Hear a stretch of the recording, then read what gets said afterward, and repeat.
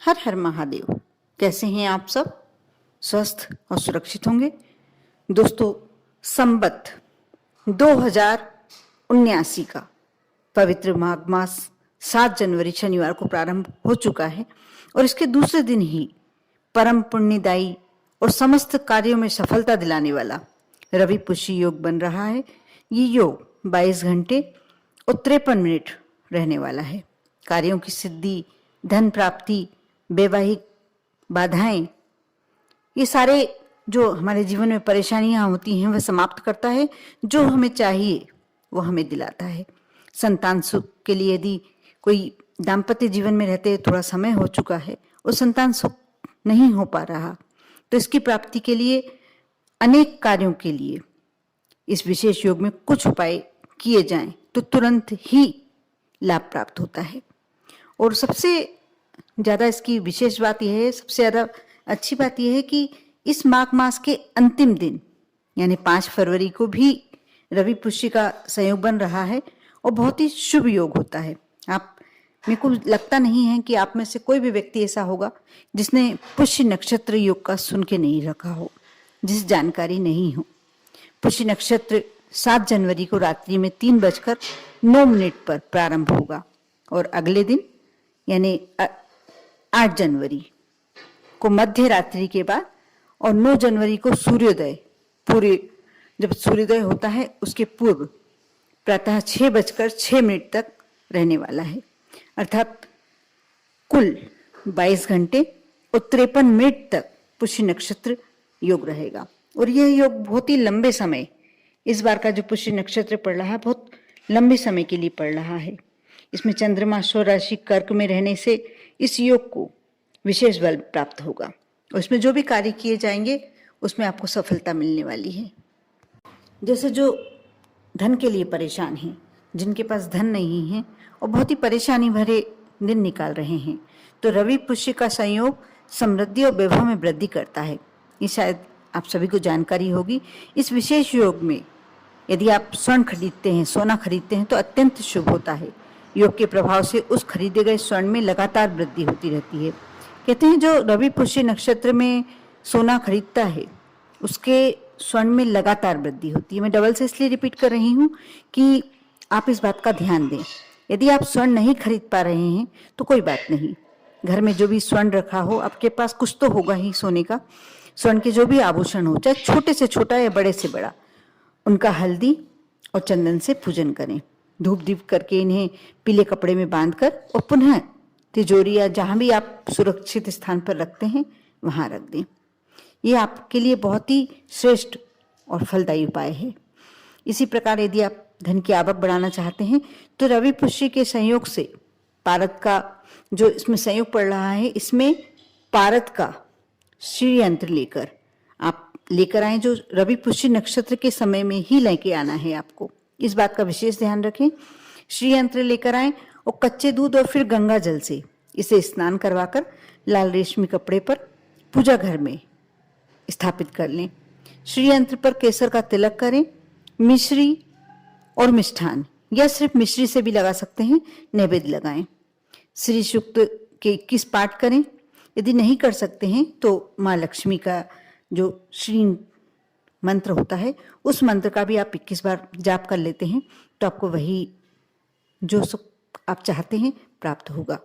इस प्रयोग से शीघ्र ही आपके घर में धन की आवक बढ़ने लगेगी। प्रयास तो आपको करना होगा, बिना प्रयास कुछ नहीं मिलता। लेकिन कई लोग ऐसे हैं जो प्रयास तो करते हैं, दिन भर मेहनत करते हैं, लेकिन उन्हें पर्याप्त धन नहीं प्राप्त होता।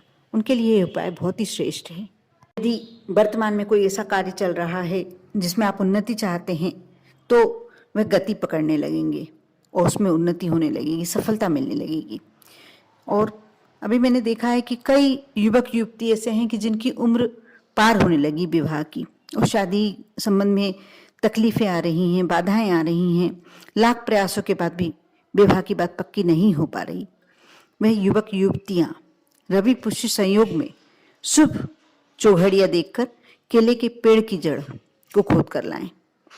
इसे गंगा जल से धोकर पीले कपड़े पर रखें और शिव जी और माता पार्वती का पूजन करें।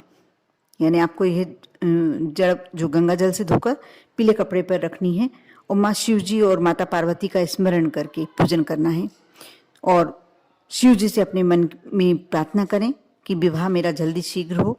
जो भी आपको कामना विवाह संबंधी करनी है वह आप कर सकते हैं। यदि आप मन का जो आपके मन में कोई ऐसा व्यक्ति है जिससे आप विवाह करना चाहते हैं, आप वह कार्य भी कर सकते हैं, वह कामना भी कर सकते हैं और फिर इसे पीले कपड़े में बांधकर अपने पास रख लें।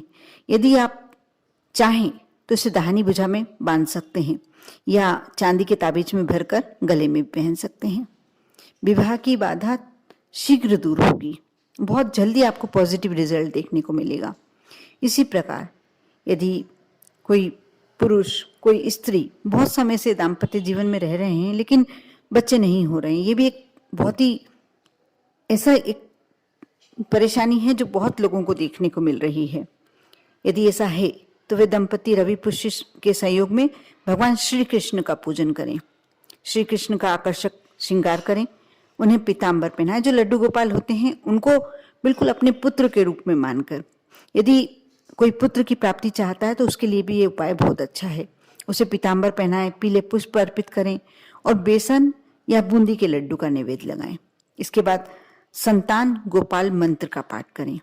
आप कर देखें, बहुत ही अच्छे, बहुत ही पॉजिटिव रिजल्ट्स देखने को मिलते हैं, क्योंकि वही व्यक्ति इस परेशानी को समझ सकता है जिसके यदि बच्चे नहीं हैं, जिसके घर में संतान नहीं है।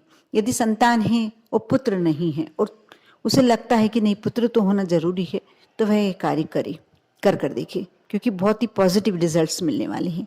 अब एक और मैं जो उपाय बता रही हूँ ये आज का आप ब्रह्मास्त्र मान सकते हैं। ये सभी उपाय बहुत ही अच्छे हैं, लेकिन जो अब मैं लास्ट वाला उपाय बता रही हूँ, आपको करना ये है कि दिन भर में आप कभी भी आप बरगद के, यानी आपको देखना है शुभ चौघड़िया होना चाहिए।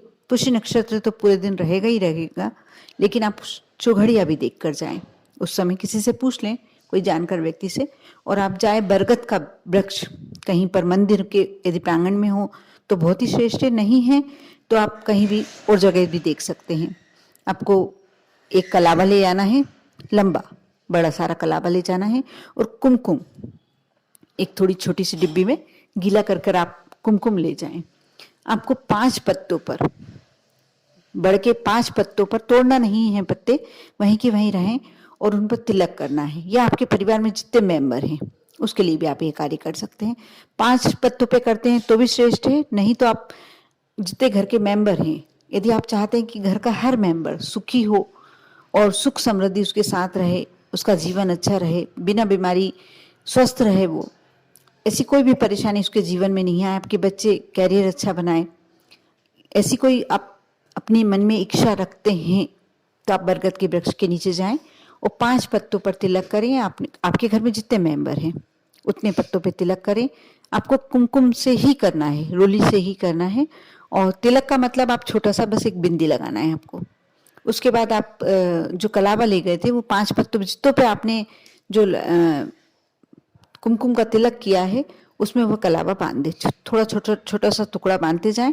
और जब कलावा बांधे, जब अपने मन की कामना करें, अपने घर में जो सदस्य हैं उनके नाम लेकर कि मेरा ये बच्चा स्वस्थ रहे, मेरे पति स्वस्थ रहे, मेरी पत्नी स्वस्थ, यदि आप पुरुष हैं तो अपनी पत्नी के लिए कामना करते हैं तो मेरी पत्नी स्वस्थ रहे, जो भी कामना करना है अब वह कामना करें, मेरा परिवार पूरा सुखी रहे। एक सेंटेंस भी आप बोल सकते हैं, कलावा बांधते जाएं और ये बोलते जाएं, और उसके बाद हाथ जोड़कर अपने घर आ जाएं। आपको कोई पत्ता नहीं तोड़ना, कोई जाप नहीं करना। आप देखना बहुत ही शीघ्र और बहुत ही अच्छे आपको पॉजिटिव रिजल्ट्स मिलेंगे। कल का पुष्य नक्षत्र योग जो पढ़ रहा है बहुत ही श्रेष्ठ है। आप इस यदि नक्षत्र योग में अच्छा कार्य करते हैं, कोई मन की इच्छा रखते हैं, तो आप विश्वास करके इन उपायों को कर सकते हैं। कर देखिए, आप पर और आपके पूरे परिवार पर भोलेनाथ की कृपा हमेशा बनी रहे। ओम नमः शिवाय।